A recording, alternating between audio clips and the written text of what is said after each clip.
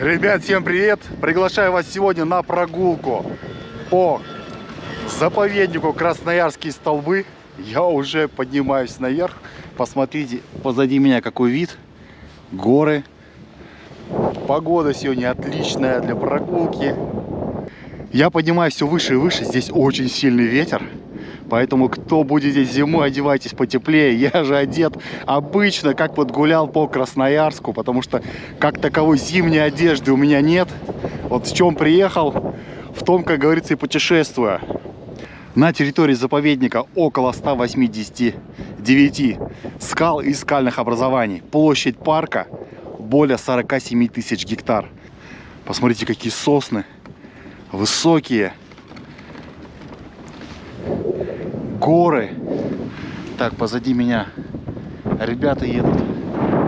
Лыжники, сноубордисты. Очень много людей. Посмотрите, назад возвращаются тележки все пустые. Это вот все, о чем я и говорю. Лыжники и сноубордисты, которые будут спускаться вот по этим склонам. А воздух какой здесь чистый, морозный. Надышусь свежим воздухом. В общем, сегодня будет у нас с вами истории, прогулка, великолепные виды.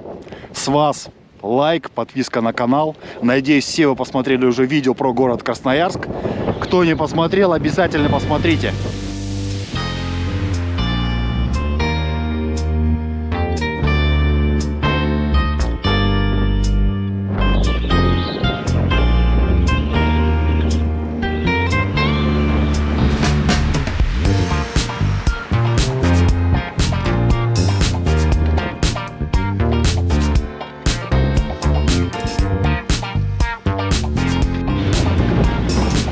Финишная моя прямая, самая высокая точка. Вроде как больше 500 метров.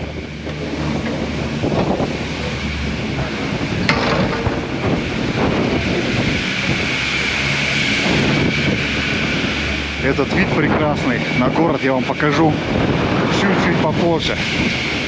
В общем, что у нас здесь есть, сразу давайте к делу.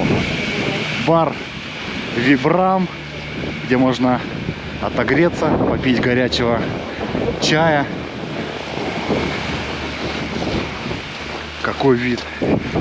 Холодно, но, по-моему, вид этого заслуживает. Причем, что завтра уже будет снег пойдет.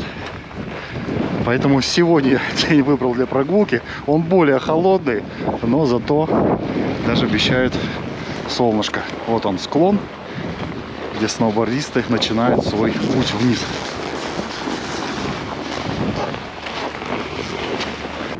Смотровая где-то вот там, не знаю, в той стороне. В общем, вот такие деревянные настилы для удобства прогулок. Раньше, конечно, этого ничего не было. Когда еще зарождалось движение столбистов, этого вообще ничего не было. Люди ходили, как говорится, вот где натоптали дорожку, там и шли. И когда поднимался сюда на канатке, немного даже уши заложило. 514, по-моему, метров. Высота. Вон какая скала. Столб.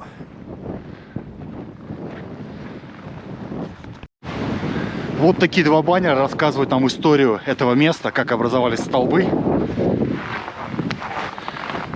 Про создание заповедника. Ставьте на паузу и прочитайте все. От меня будет другая история. В общем, в 19 веке здесь зародилось движение столбистов. На территории столбов были построены избушки, образованы стоянки, образовались различные сообщества столбистов. А движение столбистов, это, знаете, это, наверное, такое своего рода движение свободы, что ли. Потому что власти очень боялись вольнодумия, и не раз между жандармами и столбистами здесь происходили стычки. Например, в 1899 году в знак протеста жандармскому произволу столбисты написали на одном из столбов слово «свобода». Во времена Первой русской революции жандармы делали здесь периодически набеги.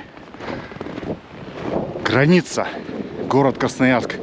2008 год. Пограничный столб. Беседка. Так, посмотрим, какой здесь вид. Так, от первой канатной крейсерной дороги в Красноярске к современному горнолыжному комплексу мирового уровня. Это точно не каждый город может похвастаться заповедником. Как говорится, да, даже он в городе, получается, находится, не то что за городом. В городской черте. Я, кстати, снимал видео уже про национальные парки. Но именно видеоролик есть из Сербии. Национальный парк назывался Фрушка-Гора. Вы, кстати, можете сравнить эти два национальных парка, посмотрев видео Сербии.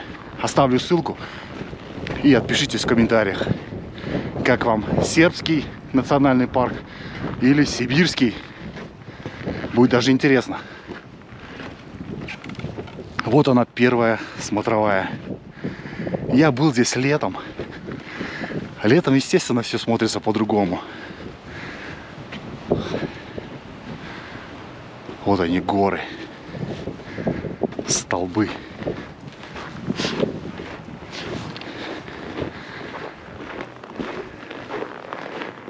О, какой простор. Вот дорожка пошла вниз. Место для фотосессий. Посмотрите, какая красота.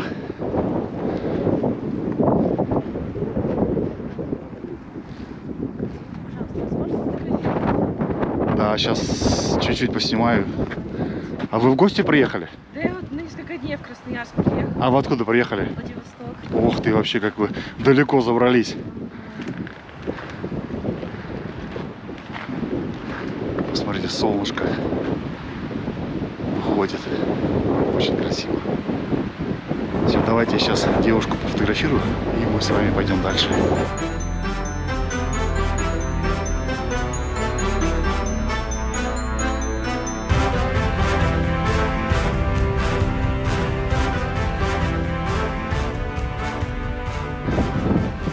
В общем, я иду и наслаждаюсь этой красотой. Вон он, первый столб. Но мне вообще надо, видите, сейчас вот такой, как выпуклость, да, горы, вот эта низина. И вот там вроде гора первая. Не гора, вернее, а столб. Вот туда им не надо. Вот это место, где я сейчас нахожусь, а я буквально отошел минут, наверное, 7 от смотровой. Идти часа 2. Это вот кто из птиц здесь обитает. Еще раз давайте вам вид. Очень красиво. Особенно, когда ветра нет. Вот сейчас ветра нет. Так все это завораживающе. Лавочки стоят, можно посидеть и насладиться. В общем, почему я пошел сюда? Я сказал, что вернусь назад и уйду налево после канатной дороги. Я помню, что... Ну, я там летом был. Очень давно, правда. Что когда сворачиваешь налево и вниз, там есть тоже столбы. Сейчас в данный момент это лыжная трасса. Ребят, дошел вот до такого указателя. Столбовая видовка туда, я так понимаю, мне вообще надо туда. Но здесь указатель вот туда ведет. Смотровая площадка. И, наверное, вот там она открывается. Потому что там очень сильный ветер, здесь тихо. А там прям ветрище. Поэтому иду сейчас на смотровую площадку. Посмотрим с вами, какой открывается там вид. Ну, небо вижу голубое, и солнышко светит. Ага. Дорогу здесь перемело. Никто, походу, сюда давно очень не ходил. И я не знаю, стоит ли мне туда идти. Смогу ли я потом отсюда выбраться? Ух ты. Ну, давайте вот сюда пройду. Очень скользко. А, вот, вижу. Здесь немного перемело. Вот дорога опять начинается. Дорожка, вернее, протоптанная. Сразу извиняюсь за ветер. Это стихия природы.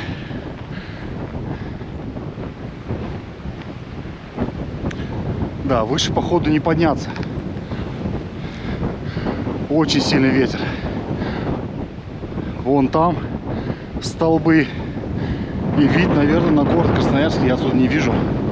Но туда точно уже не пойду, потому что не знаю, куда идти. Надо возвращаться, пока мои следы не замело. В принципе, тут я не заблужусь. Вон там перекресток, где я останавливался. В общем, продолжаю идти. Все так же на пути никто мне пока еще не встретился. Никого нет. Единственное, шел вот в той стороне, что-то как давай хрустеть и падать. Думаю, не проснулся ли там медведь. Надо сваливать. А мне еще назад идти. Я, кстати, посмотрю, пойду ли я назад. Ну, вроде как от столбов до остановки идти час-полтора. Это мне мужик сказал. И назад до канатки тоже, наверное, часа два идти. Поэтому я решу уже на столбах, куда мне все-таки пойти. Хотелось бы назад вернуться и показать вам вид с канатной дороги на город Красноярск. Вид там открывается, говорю, классный. Поэтому решу на столбах. Я вроде пока не замерз, тепло. Ветер, конечно, дует, но местами. Вот здесь тихо. Там выше, куда поднимался, ветер очень сильный. Здесь тихо. Снял даже перчатки.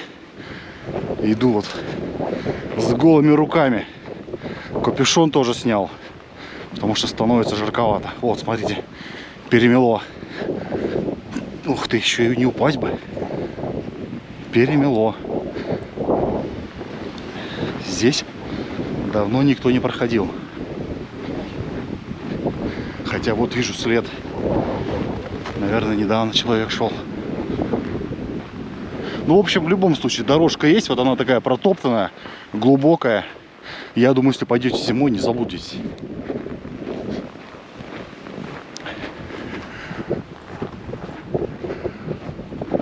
Классно. Идешь, какие-то мысли возникают, знаете, о чем-то хочется подумать. Но местами. Где-то прям вообще мозг просто отключается, идешь и наслаждаешься. Ну, мне надо видео записывать, поэтому я особо так, как говорится, не даю мозгу отдыхать. Но реально идешь, прям мозг сам отключается, и вот просто не хочется о чем-то, ну, вообще ни о чем не думать. А где-то прям включается активно и начинаешь о чем-то размышлять. В общем, как-то так. Внимание, возможное падение сухостойных деревьев. Блин, тут что перемело? Возможно, там дерево, кстати, упало. А вот о чем я и говорил. Столбовая видовка. Видите, нету. Сколько километров идти-то?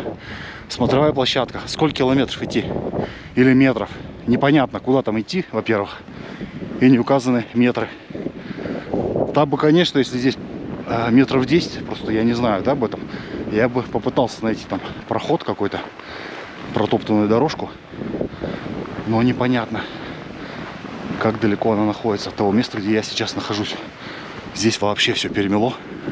Вот там аж начинается. И деревья повалило. Все, пошел я исследовать. Главное не провалиться.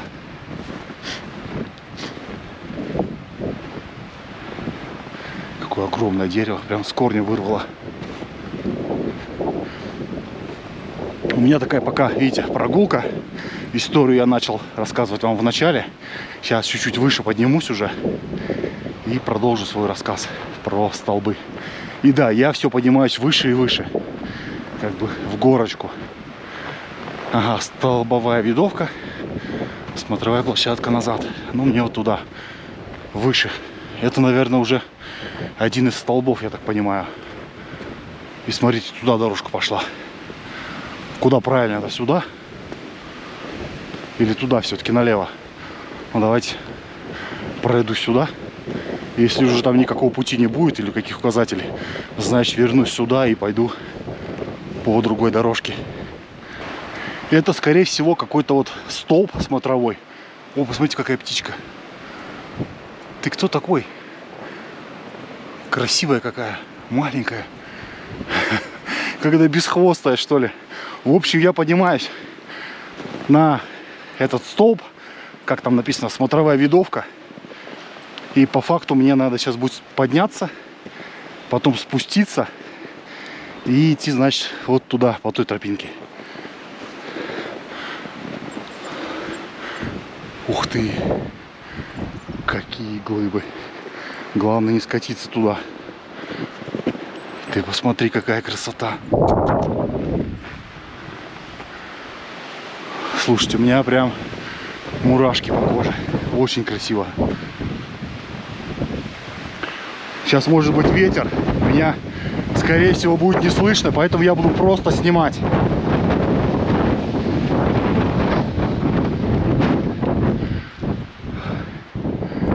Офигеть. Туда можно подняться. Но надо быть осторожным, потому что у меня все-таки не альпинистское снаряжение. И надо очень-очень осторожно. Далеко не буду лезть. Вот прям куда смогу. Вы посмотрите, она прям ручная. Эй, ты кто такой? Прям ручные. Чуть ли не в руки садятся. Ох ты. Не, ребята, это реально очень красиво. Я хочу все-таки вот сюда залезть. Так, выключу камеру.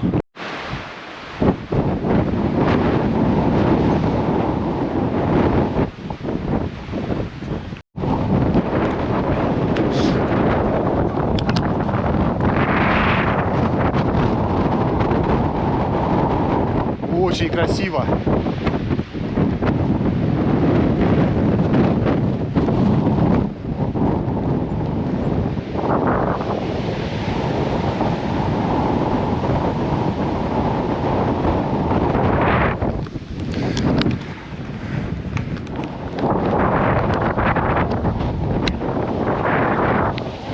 Ребят, это очень красиво, реально. Еще вот на ту можно скалу, наверное, подняться. Но я точно не знаю. Максимум вот на эту. А то не знаю. Очень сильный ветер меня просто отсюда сносит. Поэтому не хочу рисковать. Кто потом вам покажет это видео. Друзья, лайк с вас. Это точно. Еще один столб. Это, похоже, который я как раз таки снимал с той стороны. Напротив него стоял. Ну, я в восторге. Я прям в восторге. А эти птички, это прям вообще нечто. Я не знаю, что это за вид птиц, но они чуть ли не ручные. Красота. Впереди еще один столб. И давайте немного расскажу тогда уже истории. Будем по ходу сами любоваться видами и историями. Но не красота ли? Это вот прям место силы. В общем, в Первую мировую войну на столбах даже скрывались от мобилизации. В 1919 году военнопленные, кстати, австрийские офицеры жили на территории столбов. Они здесь построили барак, в нем жили, а днем заготавливали дрова для городского хозяйства, именно для города. Тут же велась и добыча камня. Часть камней использовали для строительства трансиба.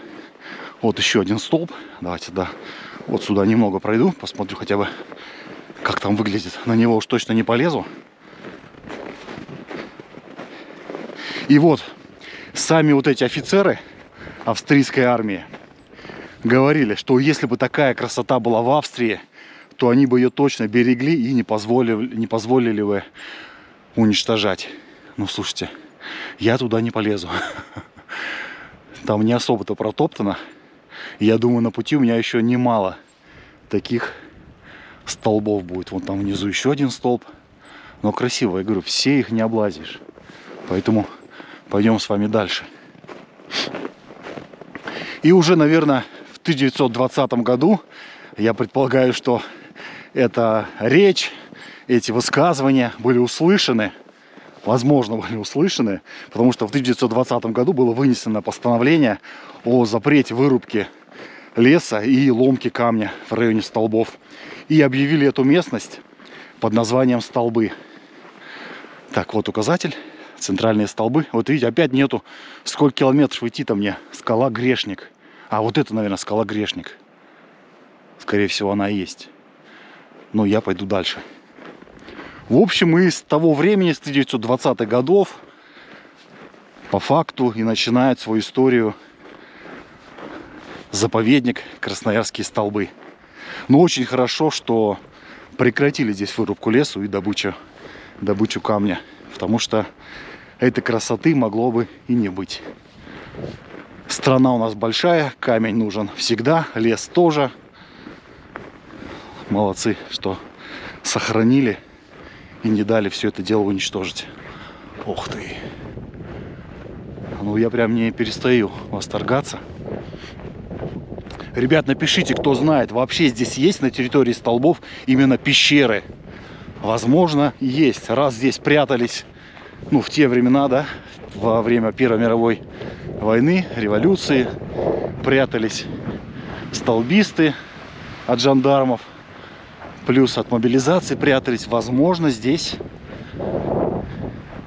есть пещеры. Но я знаю, что тогда, в те времена, еще стояли здесь избушки. Об этом чуть позже расскажу, уже пойдем дальше. И что в итоге с этими стоянками, избушками стало. Ну да, сюда, наверное, только летом сберешься.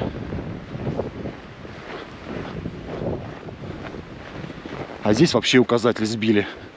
Ну, не знаю, зачем так люди делают. Так вот, чуть-чуть прям сюда пройду, чтобы показать вам с этой стороны. Указатели здесь нужны однозначно, чтобы не потеряться. Иначе территория 47 гектаров, это очень-очень много. Ага, туда дальше можно пойти. Но я туда уже, ребят, не пойду. Класс, вот образовалась же природа, да? Такое явление. Дошел до очередного столба. Смотрите, надписи. Клара, Миша. Потом кто-то со Львова здесь был. Не знаю, когда эта надпись сделана, но предполагаю, что старая. Следы, вот там следы ведут. Возможно, лисьи, либо... Ну, на зайчи не похоже. Скорее всего, возможно, лисьи. Я все-таки не охотник, но могу предположить только. Вон там еще надпись есть. 95-й год, что ли. Здесь был ПС. Ну, я не советую, ребят, оставлять такие надписи. 9 Б, школа 55. Плохо вас в школе учили, 9 Б. Не оставляйте такие надписи. И особенно на деревьях тоже не вырезайте свои имена. Я уже там встречал имена вырезанные. Не стоит этого делать. В общем, я посмотрел по карте, плюс мне попался указатель. Еще 4 километра идти. В общем, я еще иду. Осталось совсем чуть-чуть. Я себя чувствую нормально, прям вообще бодро. Ни капельки не устал, не замерз. Здесь, видите, потише. Белый снег, ветра особо нет. Солнышко уже сюда не пробивается. И дорога у меня, тропинка, тоже то вверх, то вниз. Сейчас опять пошла вверх. Надо, наверное, уже скоро организовать себе привал, выпить чайку. Вон оно, солнышко. Скалы Монах, Монашка и Мотылек. Не знаю, какая из них кто. Но смотрится эффектно.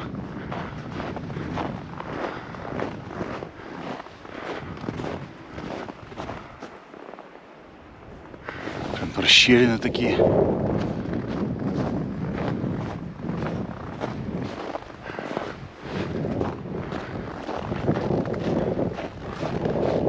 Также можно вокруг обойти. Я уже туда уже не пойду. Покажу вам с этой стороны. Слушайте, ну смотрится реально эффектно. Прям гора горой. Какая плоская. И вон там прям елочка растет. А вот с этой стороны, смотрите, похоже на лицо. Глаза, нос, подбородок. Ну, наверное, каждый увидит свое. Очень красиво.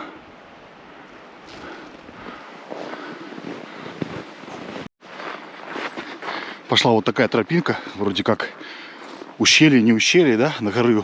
Назовем его ущелье по краю. Ух ты, что-то я разогнался, надо остановиться. Тут пробегу свой поворот.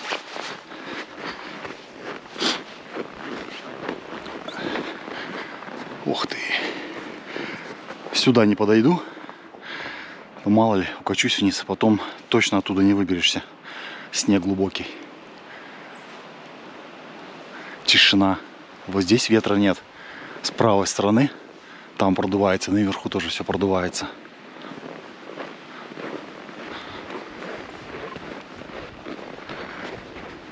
Ребят, напишите, кто из вас ходил на столбы, нравится ли вам здесь гулять. Я говорю, я прям в восторге.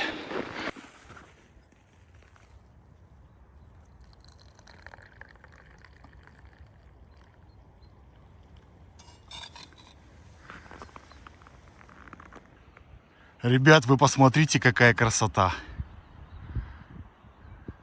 Это скала Предтеча, на которой я нахожусь. Я уже себе чайка налил. У меня Шупуэр, коричневая гора, китайский чай. И вот с таким видом, офигеть, я буду пить чаек. Вкуснотища, красотища. Виды, конечно, завораживают. Как вам вид? Ребят, напишите, кто-нибудь пьет из вас китайский чай?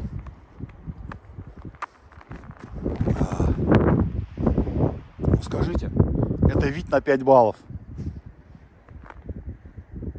Наверное, вот на те скалы тоже можно залезть. И вот на ту гору. Вот там я вижу флаг, вот на той горе. Прям флаг развивается.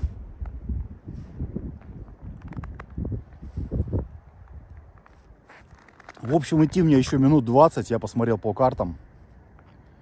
Поэтому решил попить чайку, устроить такой своего рода привал. Место, кстати, вот так выглядит. Мой рюкзак, и я спустился, как раз прошел вот через эту расщелину, там спустился. В общем, буду наслаждаться вот этим видом и потом отправлюсь дальше.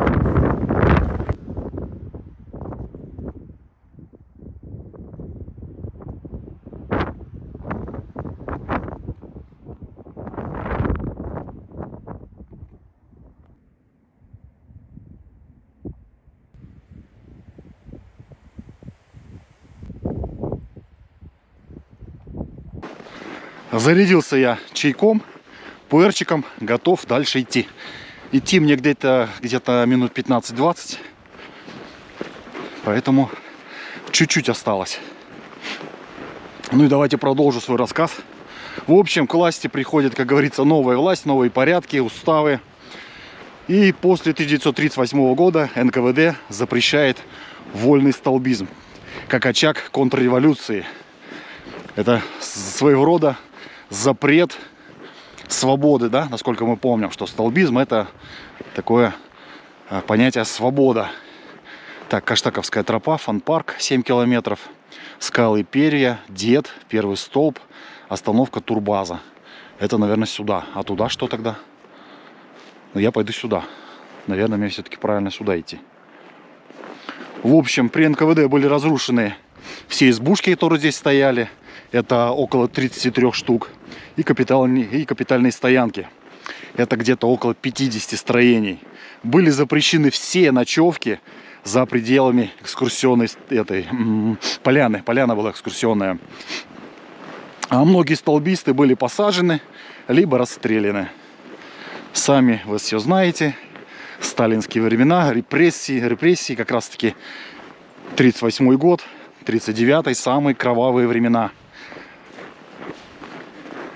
Посмотрите, как шапка смотрится. В общем, мое мнение предполагает, что вот эти все репрессии, запреты, это все связано с тем, что когда один человек слишком долго занимает свою должность, он позволяет себе делать все, что захочет. Отсюда и все последствия. Вывод какой? Один человек не должен находиться у власти более одного срока. Это мое мнение. Вы, конечно, можете с ним не согласиться. Ух ты, осторожно. Проваливаюсь, иду. Вот такой вид. Я где-то вот оттуда, с той стороны иду. И надеюсь, иду правильно. Прогулка наша с вами все еще продолжается. Осталось идти, я так понимаю, совсем уже чуть-чуть. Только не понял, почему налево там была тропа и ничего не указано, куда она ведет. И я все-таки надеюсь, что я иду правильно. Не хотелось бы возвращаться. Но в любом случае, те столбы, которые указаны на столбе, тавтология, да? Я увижу и вам покажу. Никого пока не встретил. Меня все так же никто не обгонял. Я никого не обгонял. Собак злых не встретил. Медведя, волков тоже не встретил. Хожу один. И дорожка, смотрите, тропинка у меня пошла вниз. Если я все время поднимался, то тут иду вниз опять. Потому что там местами тоже было вниз-вверх. Но большая часть все-таки я поднимался наверх. Так, осторожно, надо идти. Очень скользко. Ну и давайте расскажу вам тогда еще историю про Караульную гору. Надеюсь, вы все видео посмотрели про Красноярск. В общем, видео я показывал и рассказывал про Караульную гору. Такую, знаете, историю, лайтовую версию. А сейчас расскажу полную историю, знаете, глазами, наверное, племен, которые здесь жили. С другой стороны зайдем. В общем, Караульная гора — это сопка, которая называлась Кумтигей. И она была священным местом. А до прихода сюда русских здесь жили енисейские кыргызы. Первую постройку, которую возвели незваные гости, была деревянная сторожевая вышка. А именно на священном месте, вот на этой горе. И отсюда пошло название Караульная гора. Построили ее специально, так как местные народы отказывались платить ясак и всячески сопротивлялись, боролись с незваными гостями. Надо признать, что в любом случае это история, и эти факты никуда не выкинешь, как говорится, не вырежешь. Русские пришли не на свою территорию, а на чужую. Здесь жили и до енисейских кыргызов другие племена, но в нашем случае, когда пришли русские, здесь жили енисейские кыргызы. В общем, местные боролись и сопротивлялись. Ну, чтобы стимулировать платить ясак, казаки брали в заложники местных. Возле реки Кача, это как раз таки на горе, помните, где я показывал стрелку, вот с левой стороны, это как бы там и течет река Кача. В общем, местные отказывались платить ясак, и казаки брали в заложники их. Так, скала Перья, 400 метров. О, ребят, 400 метров, еще чуть-чуть. В общем, возле этой реки Кача был построен острог.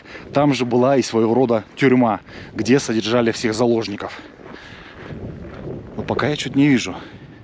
400 метров, видимо, где-то вот там за деревьями. А ясак — это налог, которым облагали, ну тогда он назывался, облагали народы Сибири. Брали его главным образом пушниной. И, например, даже в 1739 году выходила резолюция Кабинета министров, в которой указывалось, что собирать ясак соболями. А чего соболями не достанет, то добирать другой мягкой рухлядью. Ну и в таких местах, где не было соболей, там уже именно как бы брали этот ясак вот этой рухлядью, деньгами, либо эквивалент 3 рубля за соболь. Нет соболей, плати 3 рубля. Также много было случаев, когда в процессе именно забирания ясака вот этого женщин брали в плен, и они становились наложницами или рабами-хозяйками. Некоторых, кстати, из них потом перепродавали. Вот такая незавидная судьба у местных была. О, давайте еще расскажу вам про дружину воеводы Дубенского. Пока идем как раз таки до... Так, смотрите, два здесь у нас. Налево и направо. Ой, вернее, прямо. Сейчас прочитаю. В общем, сейчас, чтобы не отвлекаться уже. Так, 400 метров Каштаковская тропа. Третий столб, 400 метров туда. Мне бы еще потом назад как-то вернуться и не заблудиться. Столб. Четвертый, значит, вот туда, куда четвертый столб. А мне нужно по Каштаковской тропе, что ли, возвращаться. Ладно, пойдем дальше туда. В общем, дружина воеводы Дубенского в огромных количествах уводила в свои остроги бурятских девушек и замужних женщин. А Дубенский — это основатель Красноярска. Эти факты, конечно же, вы не найдете в нашей истории, я имею в виду в открытых источниках, в официальных источниках. Это все преподносится как бы, ну, иначе. Сами понимаете, для чего это делается. Надеюсь, я не сильно гружу вас своими историями. И вы все-таки получаете удовольствие не только от прогулки, вернее, не только от истории, но от прогулки. В общем, от всего вместе. Вижу, вот впереди появляется столб, скала. Это, наверное, вот как раз таки перья есть. Надеюсь, это она и есть. Давайте позади себя. Я пойду все-таки потом назад. И, наверное, пока на 90% я хочу все-таки вернуться через канатную дорогу. Что-то стало здесь прям прохладней. Жарко, вроде как. Идешь застегнутый весь. А начинаешь расстегиваться, прям это холодно, резко. Ух ты, какая она огромная. Вот еще одна тропа пошла. Все, я тогда сейчас пойду вот туда наверх.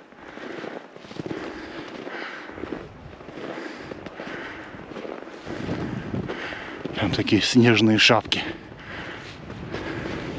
Ой, опять наверх подниматься.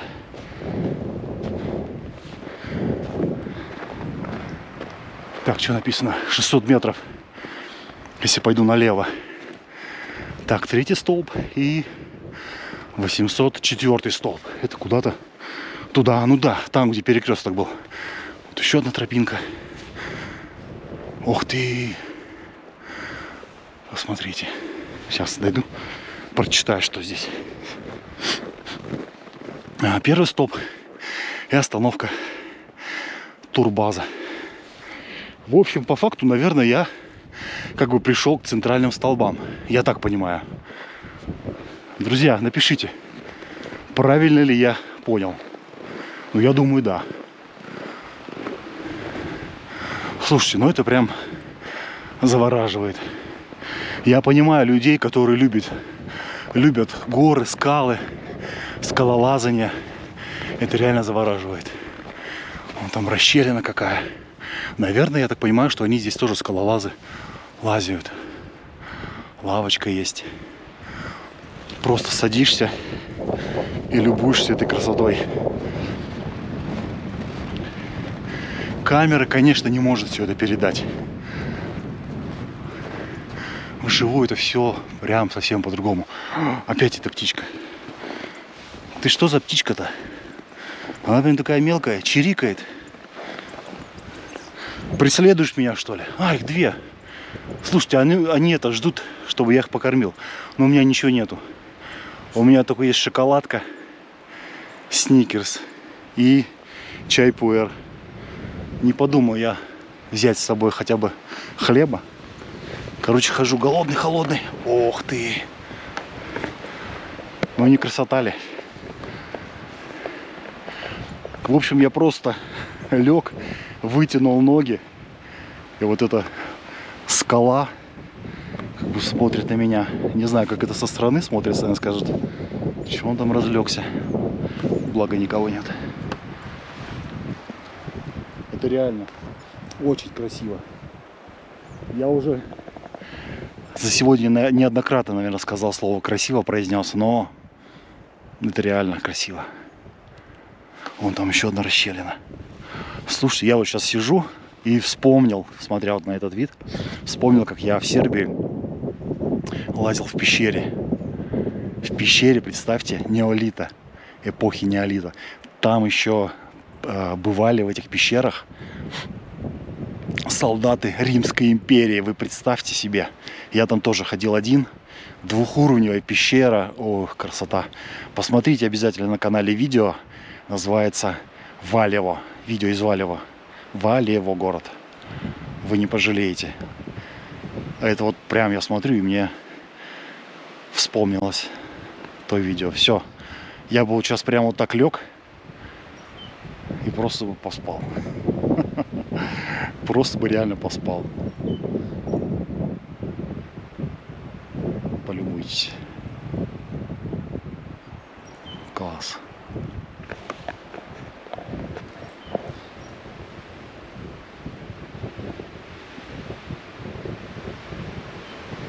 Пойдем дальше. Нечего нам разлеживаться, вернее мне. Еще вон есть и там еще есть куда идти, что вам показать. Друзья, прожмите лайк, поддержите канал, напишите комментарий. Если не знаете, что написать, просто напишите Красноярские столбы. Ох ты! Перья, высота сколько метров? Слушайте, ну это прям высота 30 метров. Посмотрите, какая расщелина. Да, вот прям реально пещеры. Как бы забраться, еще и не упасть. Горы, они реально манят. Ох ты! Класс! Они реально манят. Себе говоришь, осторожно, не надо ходить. Нет, а вот они прям манят. Володя Теплых. Скала его не погубила, она его к себе взяла. Да. Слушайте, а это не тот Володя, который я показывал тоже в Красноярске. Кладбище, помните? Напишите, я вот честно не помню, как его звали. Это где показывал могилу Рязанова и походил. Там была как раз таки могила. Мне кажется, это и была его могила. Ну, красиво. Скамеечка. Да. Скалы манят, и они бывают красивыми и одновременно жестокими, да? Что можно погибнуть, если не соблюдать меры предосторожности.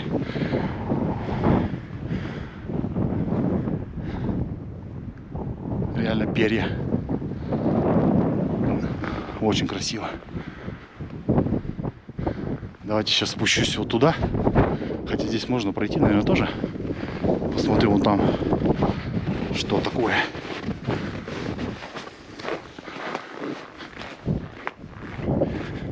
Был я на столбах тоже лет, наверное, 10 назад. Было это летом, а и зимой тоже ходил как-то. Говорю, было очень-очень давно. Поэтому я сегодня прям с удовольствием хожу. Ох ты! Ага, вот здесь, смотрите, лазят. Или это прям спускаются, наверное, на пятой точке. Поднимаются. А реально, мне подниматься легче, чем спускаться. Потому что спускаешься, непонятно, как там подскользнешься. А здесь люди прям съезжают, скорее всего. Какая расщелина. Блин, мне туда хочется. Так, тут что? А, кто-то лазит здесь. Свечку поставили, видели? Ух ты, там мост наверху своего рода. Посмотрите. Слушайте, если этот камешек упадет сюда, то это, конечно, да. Жесть. Ага, вот здесь крючки, видите, скалолазы тренируются. Надеюсь, не упадешь, пока я здесь снимаю.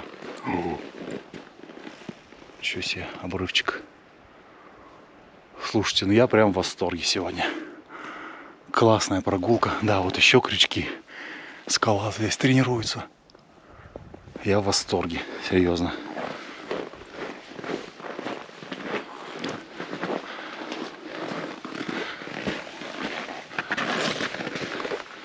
Это еще не конец, друзья. Я все-таки решил пойти до канатной дороги, вернуться назад. Мне идти, правда, еще 2 часа назад, но я это сделаю. А вы спросите, почему такие сложности, что зайду через Красноярский зоопарк и пройду там. В общем, послушал я советчиков, сказали мне, зачем туда идти? Поднимайся на канатке, просто как поднимешься, свернешь налево, вот что я изначально говорил. Свернешь налево, там погуляешь, там есть и столбы, и всему тому подобное. И сразу снимешь, и как бы на канатке прокатишься.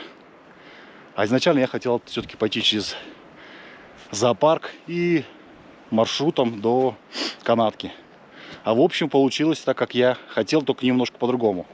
Хотел я тяжелый такой поход максимальный, я его получил.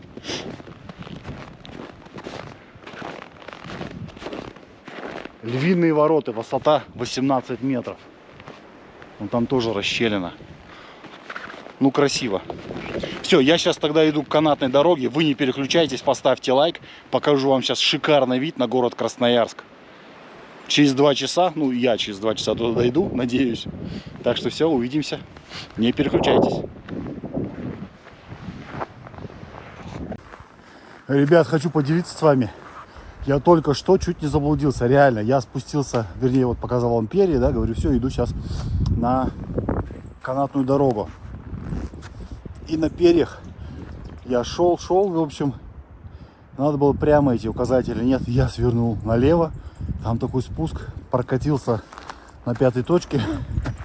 В общем, потерял 30 минут, и в какой-то момент мне прям стало не по себе.